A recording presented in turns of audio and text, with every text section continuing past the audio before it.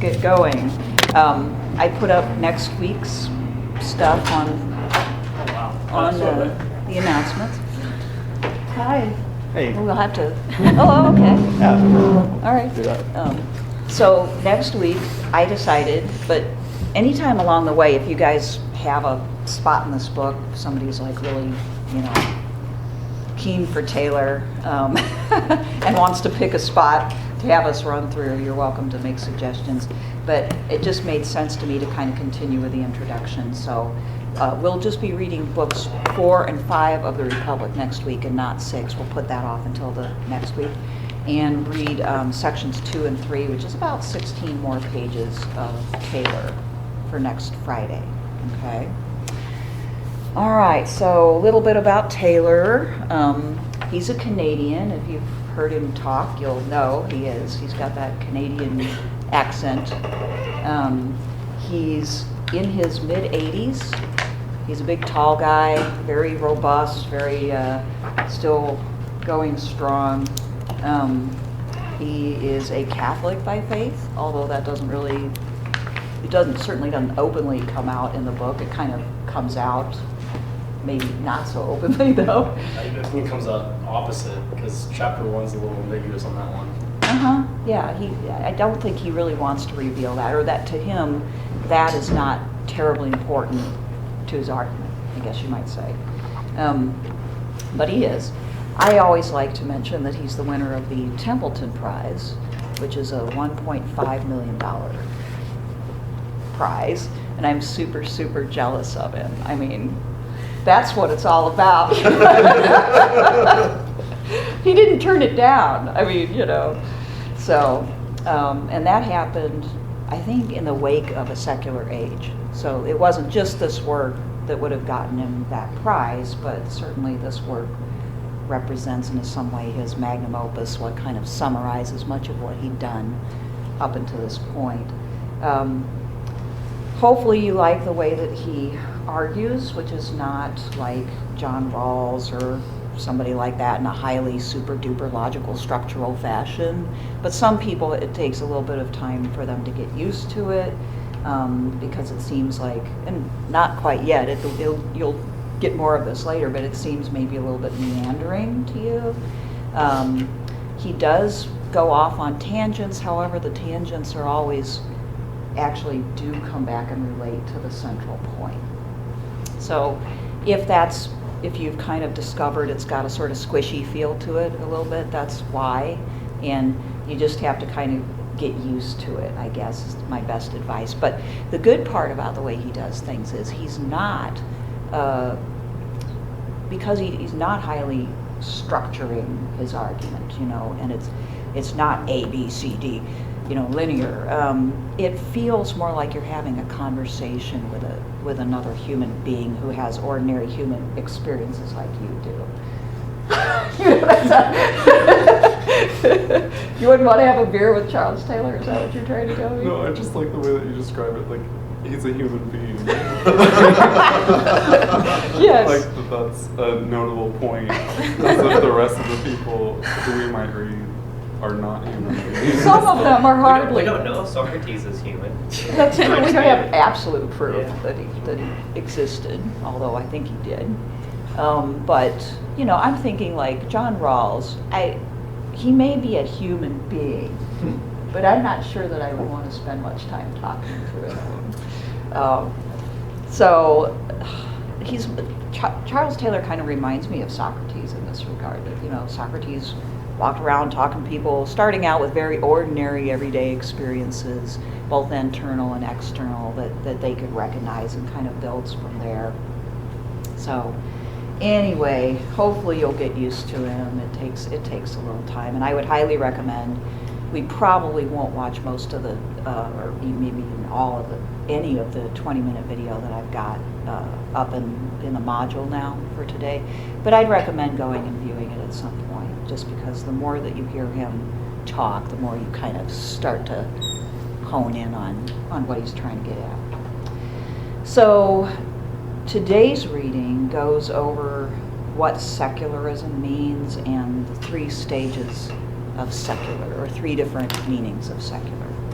And I guess in a way, maybe by putting it this way, I'm moving ahead of him just a bit, because he doesn't actually say the first stage has anything to do with secularity. But I thought I'd try to approach it the way he does eventually get to it. Okay. So we have the first stage, in which really we're pre-secular in the ordinary sense, right? In secular 1, the first stage, the only way secular makes sense is as in worldly. Okay, as in there's sacred spaces, and then there are spaces like the marketplace that are worldly. This bread is sacred, the other is just secular, it's ordinary, but it's not. It doesn't have the connotation of completely separate that it gets in the second stage. Okay, so in the first stage that he writes about, let's just take a look at page 2, well, the bottom of page 1, going on to page 2. He says, if we go back a few centuries in our civilization, we see that God was present in the above sense in a whole host of social practices, not just the political, and at all levels of society. For instance, when the functioning mode of local government was the parish, and the parish was still primarily a community of prayer, or when guilds maintained a ritual life that was more than pro forma, or when the only modes in which society in all its components could display itself to itself were religious feasts, like for instance the Corpus Christi procession. In those societies, you couldn't engage in any kind of political or public activity without encountering God in the above sense. Okay, do we get a sense for what he's talking about here? What kind of society? What is the sort of the essence of it that he's referring to here?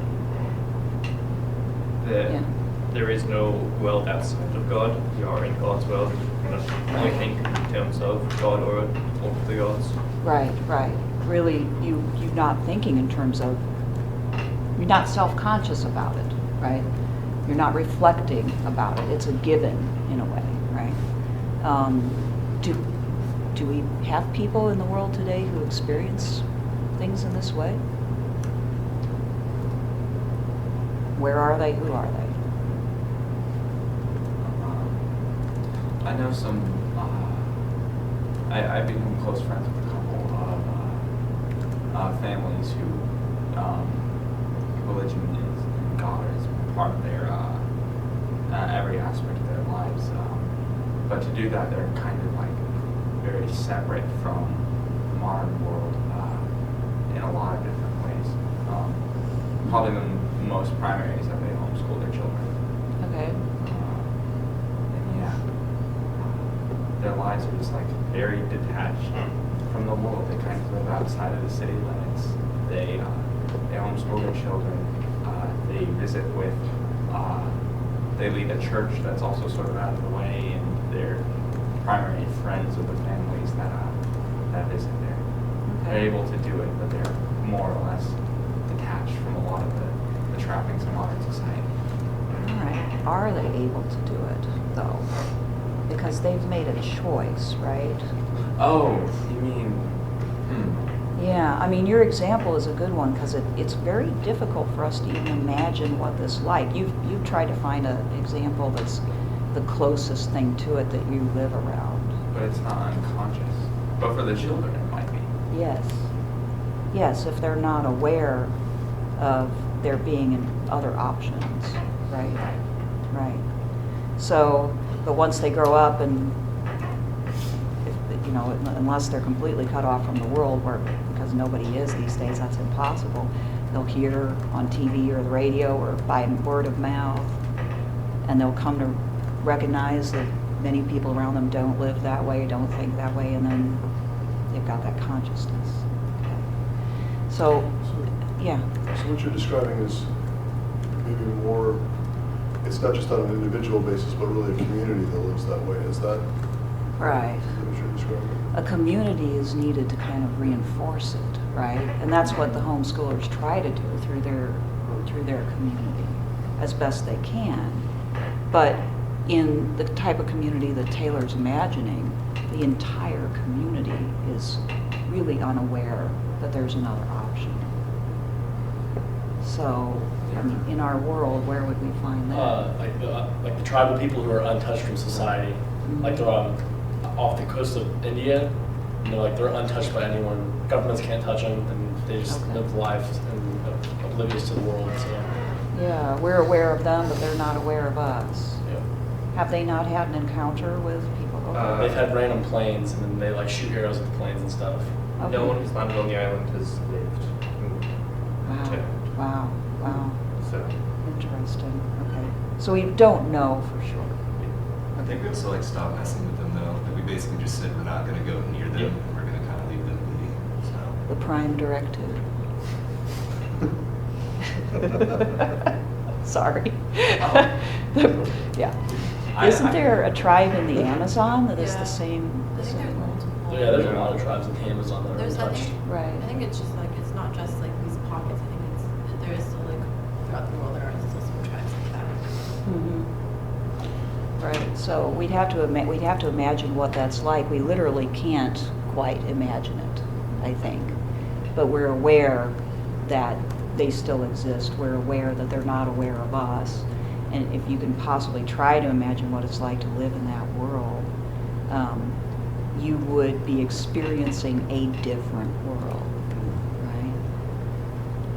You know, what we talk about, oh, people in the past believed in gods and spirits that inhabited things, and we try to imagine what that's like, but really, we sort of think, well, they probably, you know, they obviously sort of use their imagination and talk themselves into believing these things, and didn't really experience them. You know, God didn't actually appear in a burning bush. That didn't really happen, right? But I think part of what Taylor's trying to get across is in that world, they did experience those things, okay? Or at least there's a possibility, okay? That in that world, because they were open to those experiences, they could have them in a way that most modern people cannot. No way of knowing for sure, right? But from their perspective, they would be having them. They would not be asking themselves, is this my imagination? Now, if you go out into the woods and, you know, you see some ghost or weird thing that you can't explain, that might be the first question you ask, right? Am I hallucinating? Is somebody playing a trick on me, right? And only after incredible, severe examination might you have to say, well, I can't explain that. It might be, maybe, who knows, you know. Okay. Taylor uses this term, you ran into it even in this section, milieu, that just means context, right? So in this context, there's no questioning. It's just the way things are and the way things have always been. And in these types of societies, the time flows differently. The time is wrapped up in their beliefs and rituals and traditions. You know, we have a little glimmer of that in the Catholic, you know, ordinary time, and then various seasons of the year are not ordinary time. They're, you know, somehow higher, and everything kind of aims at them, right? But I think something much more complete, sort of guiding how you experience time, is happening in this first stage. Okay.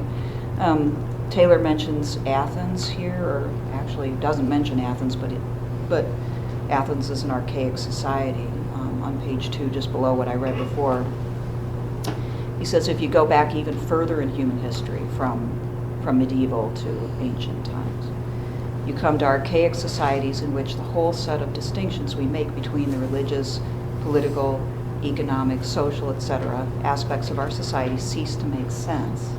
In these earlier societies, religion was everywhere, was interwoven with everything else, and in no sense constituted a separate sphere of its own. So they wouldn't have even thought in terms of religion.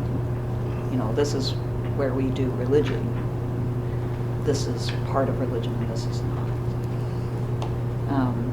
And maybe that will help us to understand Plato over time, because as we look back at Plato from our vantage point and we sort of see the beginning of Western rationalism, I know I do. I sort of read back into him, oh, this is where it all started. And I'm not totally willing to give up on that notion, but, you know, I say, oh, that's where we started to question everything. That's where, you know, there began to be some doubt in the gods and so on. But what you notice is that while Plato questions some of the theology of his day, you know, how the gods are viewed, ultimately he's on board with the gods or God, and sort of replicates the idea in his own doctrine of eternal ideas or forms, which we'll get to more next week. But he doesn't step back from the assumption that there's this transcendent reality that pretty much creates, shapes, guides everything, and in which his mind operates. So maybe trying to understand that helps us to understand Plato in a different way.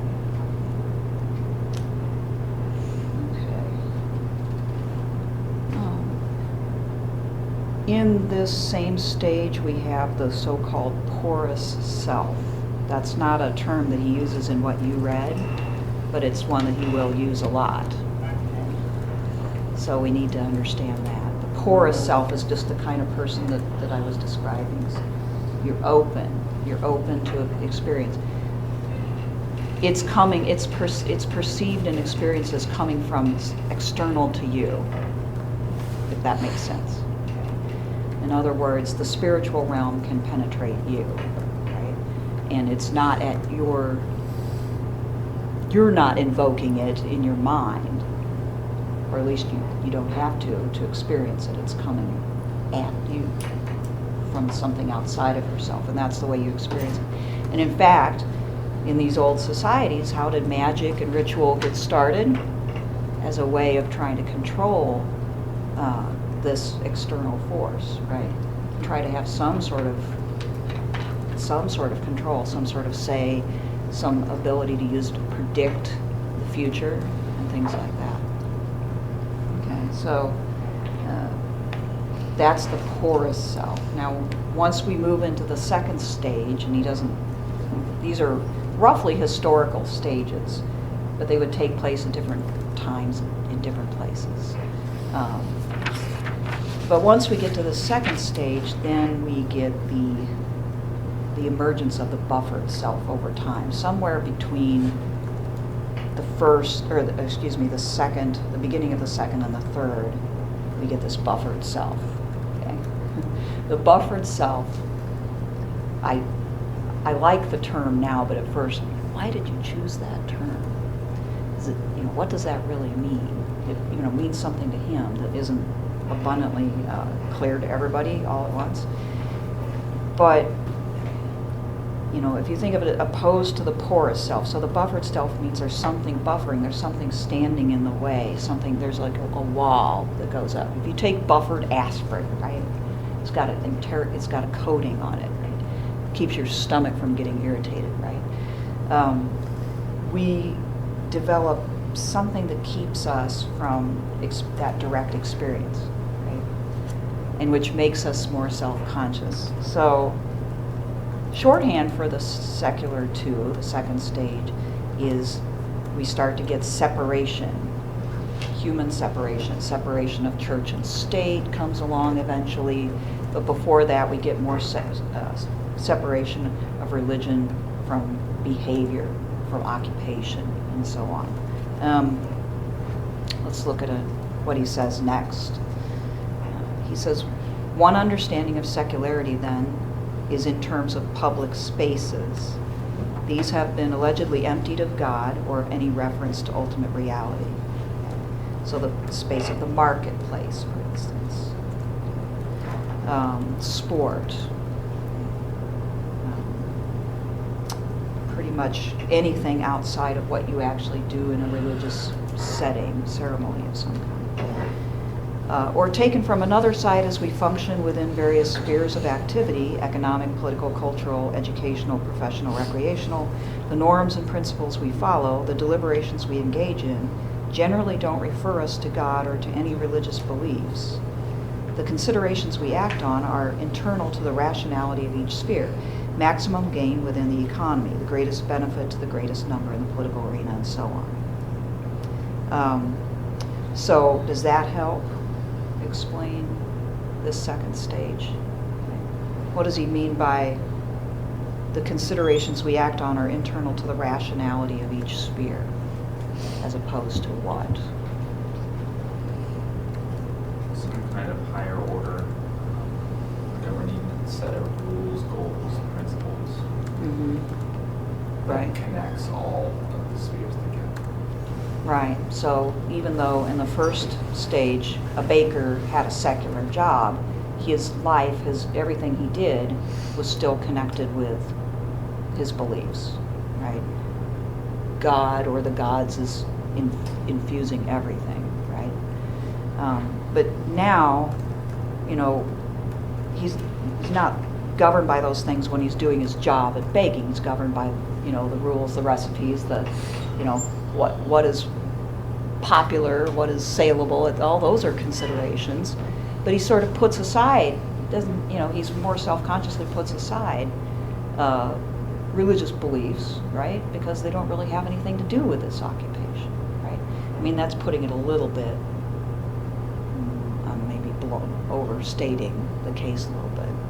But he continues, he says, this is in striking contrast to earlier periods when Christian faith laid down authoritative prescriptions, often through the mouths of the clergy, which could not be easily ignored in any of these domains, okay? Not in economic activity, in any activity, right?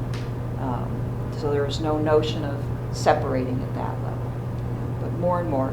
And this is related to progress, especially in the economic sphere. More specialization, more organization grows the economy, diversifies the economy, right?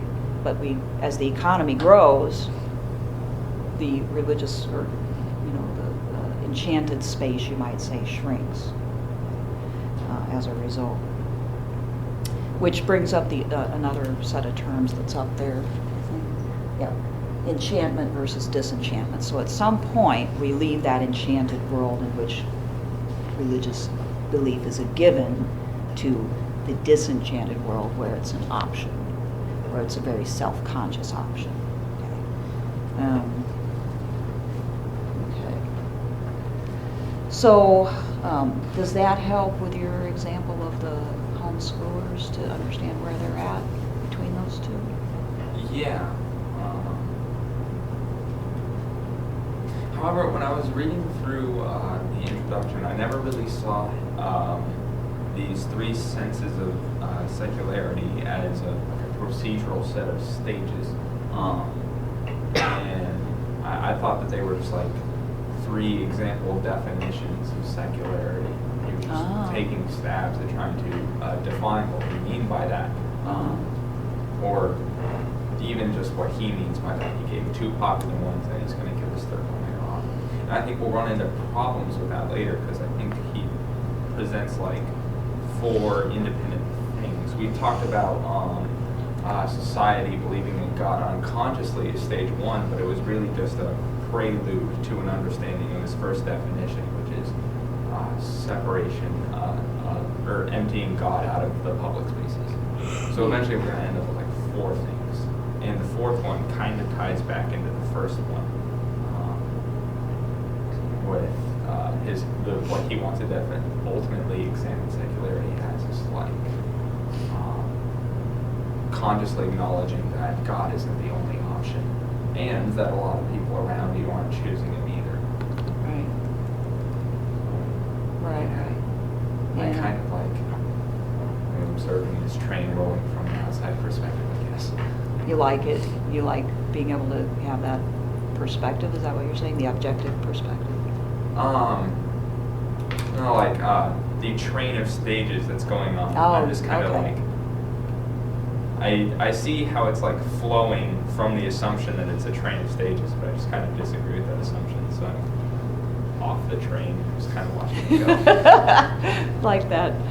I think I can see it your way too, and I think he probably means it both ways. But he ends up kind of telling a history. I mean, it's partly a history. It's loose, It's not like I said, it doesn't happen in the same way at the same time everywhere. And I could the fact that I haven't read the whole book is a significant influencer in how I view it. It's part right now I'm only seeing him ask how we define secularity and attempt to answer it. Right. I haven't looked at the story in much detail, so. Yeah. No, he ends up trying to tell a story of how, at least in the Western world, he's very focused on the Western world, but how we move to this point, at some point, and I feel like he mainly focuses on the Protestant Reformation, but really we're going to see in this class, this starts earlier than the Protestant Reformation, but with the Reformation you get the beginning of so many options, first of all, and you also get this notion that we need, as individuals, as common people, we need to perfect ourselves. Previously, I think maybe, I don't know how this makes Catholics look, but I guess previously he says Catholics, kind of understood most people couldn't be at all, so we have the priests and the nuns do that for us. I'm being a little bit trite, I guess, but we kind of like allow these holy people to bear the burden, and then we ourselves didn't have to do it. But with the Protestant Reformation, you get this demand that everybody be holy, like the priesthood of all believers, right? And at that point, the demands are so great, the pressure is so great, it produces more extremism. Of course, you get the more sects you get, the more violence you get, and the unintended consequences of that become some doubt, because you doubt because of the number of options that are available. You doubt because your experience with religion is worse and worse, because people are fighting over it. But like I said, I think we can go back into the Middle Ages and see some of this even in Catholic thought. Okay? But yeah, he tells a story, which he's sort of like getting your feet wet here. But these are also they're categories as well. And that's why, your observation about the families that you talked about is not totally wrong either, because you might say they have one foot in this first stage, right? And one foot in the second stage. At least the parents do, right? Yeah. And there's this longing to get back to it. In the interview with Taylor, one of the things they touch on is this, that the ecological movement, what else? New Age movements, things like that, are attempts to get back to this, but he says we can't get back to it. We can't, because we'll never be able to be unconscious or unself-aware again, right? But I wanted to show this video. Some of you are familiar with Stephen Weinberg from DAS 300, right? But many of you are not. But Stephen Weinberg wrote lots of things. He's a physicist. I'm going to stop him for just a second. He wrote a chapter in a book called Dreams from a Final Theory that we read in DAS 300, and it's entitled What About God? And Weinberg, the reason why I'm going to show it is because I think he represents really well the third stage, secular 3, okay? Which is where we get not only the separation, but now we think of religion as an option, and as Taylor says, maybe not even a particularly good option, because maybe it doesn't make a lot of sense, or it has more drawbacks than it has positives. And also in Weinberg we see some regret, not so much in this interview, but in his chapter which I wish everybody could read, but there are points in it where he's like, well, I'd like to believe in God, but I can't, you know, and here's the reasons why. Anyway, let me play this. It's only 3 minutes long, then we can talk about it. Post-constructionism, neo-modernism, but I do spend probably a little bit more time than I should on religion, and I have a certain amount of hostility to it.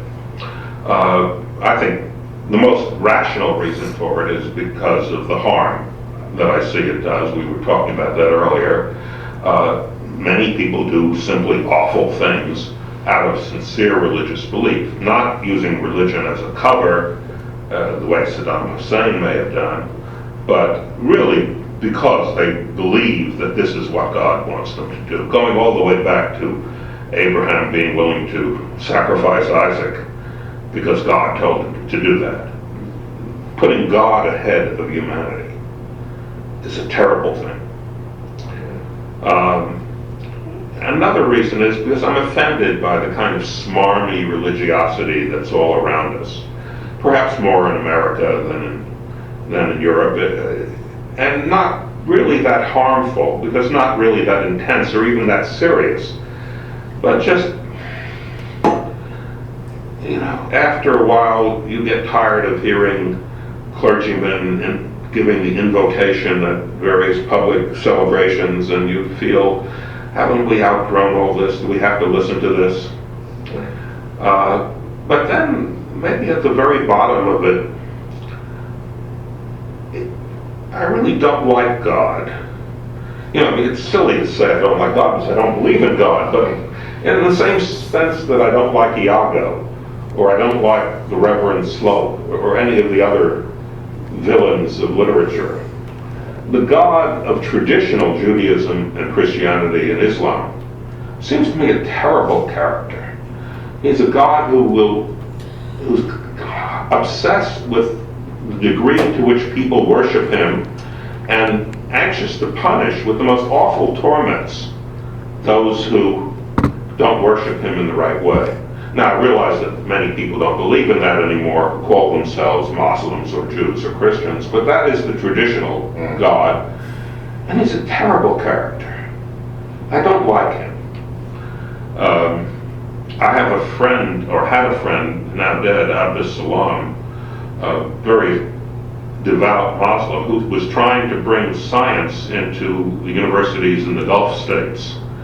And he told me that he had a terrible time because although they were very receptive to technology, they felt that science would be a corrosive to religious belief, and they were worried about it. Damn it, I think they were right. It is corrosive of religious belief, and it's a good thing too. Yes. So Weinberg spent quite a bit of time on religion throughout his career. It's just a question that keeps coming up to him, and it coming up in his mind is important, and he struggled with it, I think. So, first of all, what do you think about what he said? Is that a recognizable stance? You've seen that before?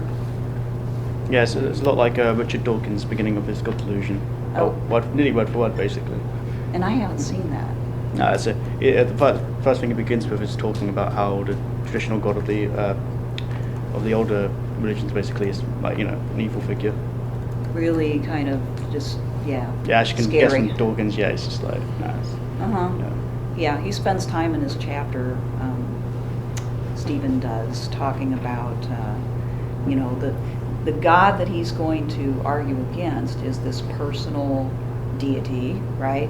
Who supposedly cares about people, but also punishes them, and you know is quite harsh, and of course hell, and you know all of that.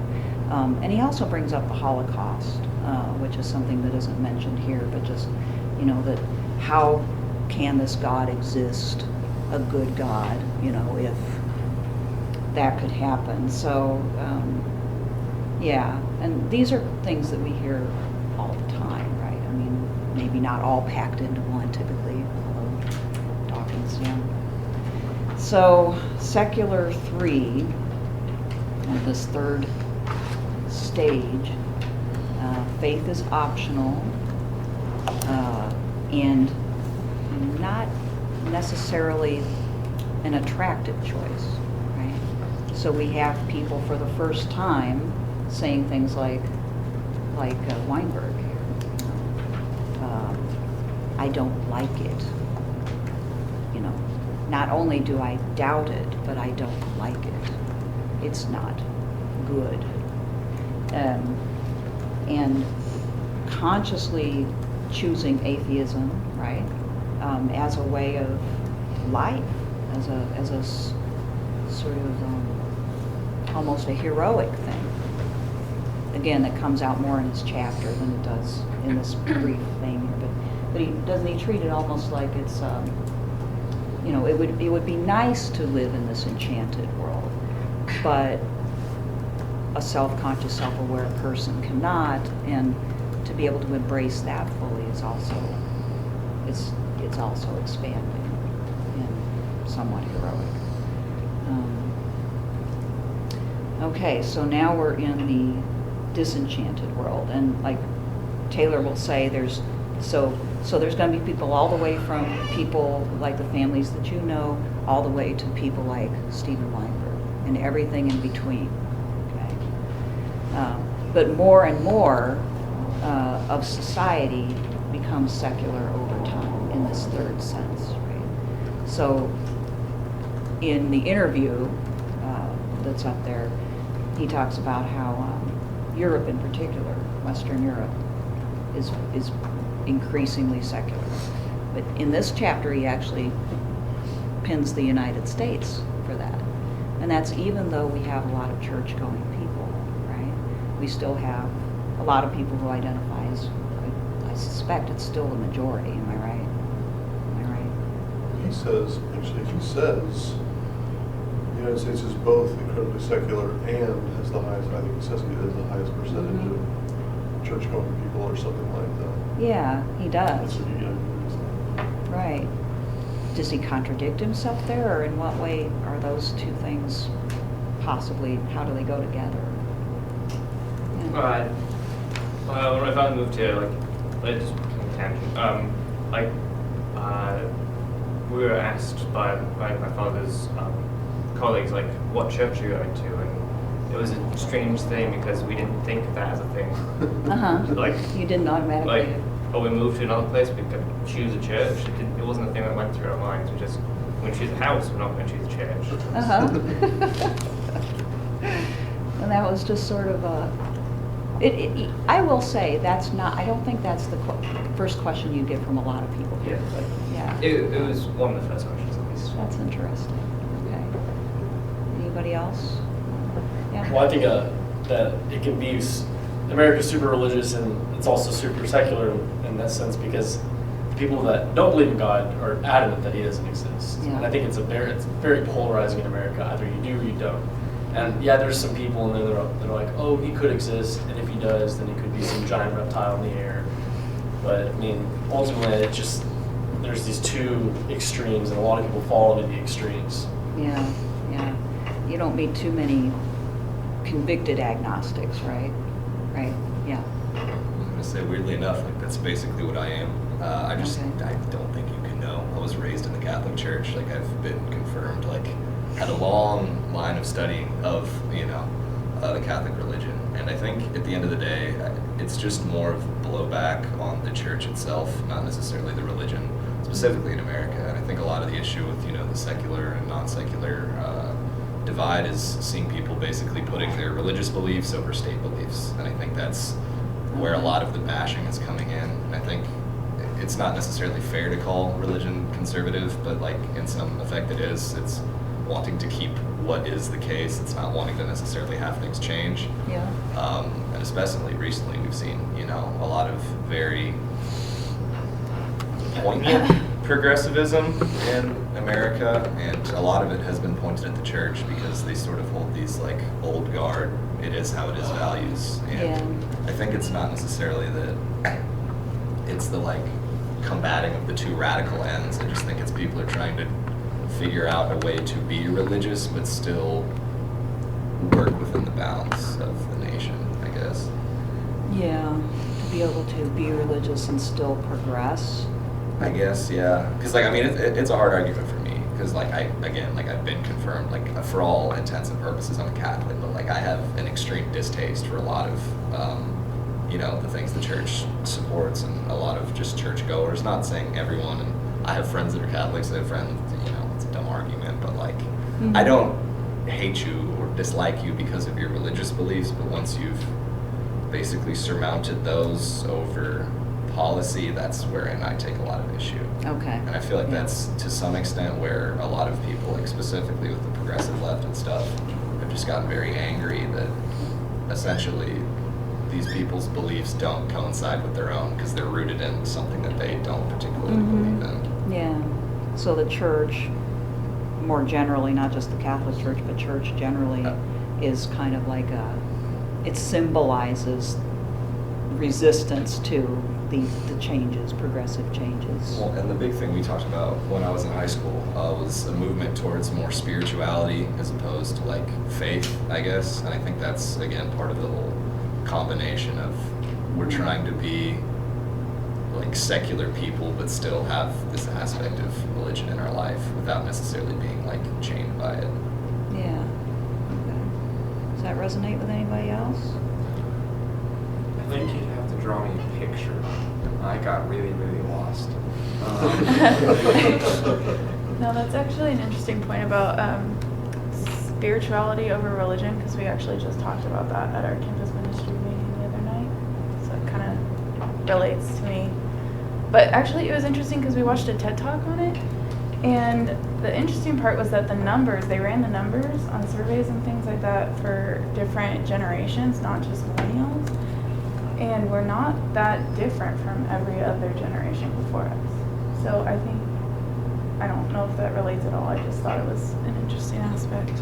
Not that different. So we think back in previous generations, and we tend to think that people are more religious, like they went to church more often and they read the holy texts more often and all that sort of thing. But when people were surveyed, they found out that like people weren't necessarily more religious. They just said they were because it was socially acceptable. So they kind of more identified as spiritual, not so much religious. Okay, that kind of makes sense, actually. Yeah. Which is, Yeah, Taylor's there- point is with secular three. That's built into his argument, is what you just said. That it's because he would argue that, and many would argue that we're actually becoming increasingly religious people, that the secular mindset makes the context of that discussion very different. In that it's very self-aware, conscious choice and self-definition. Yeah. It's not axiomatic anymore. Right. But from the stats, I mean, that's what he's trying to say in terms of the difference between secular 2 and secular 3 is what you just said. I'm thinking of Tocqueville. I just got done with a book on Tocqueville, so I had to go through all the things he wrote about American religion and democracy in America. And, he depicts this, I call it a religious social contract in America, where basically people, I think he's probably cynical about it, but he says people will go to church and they'll do these various things, pray before dinner and things like that. But they're doing it partly because they know the social value of it. And so they're doing it in a sort of really hyper-conscious way. And so he says, even if Americans don't believe, they will act as though they do, because they're aware that it's, in the past, this was the 19th century, but that it's a valuable thing from the point of view of social order, keeping people honest, keeping everything kind of greasing the skids of American society and even the economy, but it's really sort of cynical. And I don't know how he gets into people's minds to observe that. But I will say, we have a big concept of civil religion in this country, right? And in that way, the government has not completely separated from the Christian faith, you know. And there, in the sense that, you know, prayers are still said before certain events. There's still mentions of God in political speeches, etc., which I think reflects this notion that religion is a social good that we want to keep going. But you know, when you start to think of religion as a social good, it's no longer the same religion. It's something else. It's a source of, you know, culture or social order or something like that. So that's what it makes me think of. Anybody else want to add anything else to this? I mean, I guess kind of just tying into that argument, like, I wouldn't say it's necessarily easy, like you said. It's no longer really attractive to be religious. Like, it's kind of tough.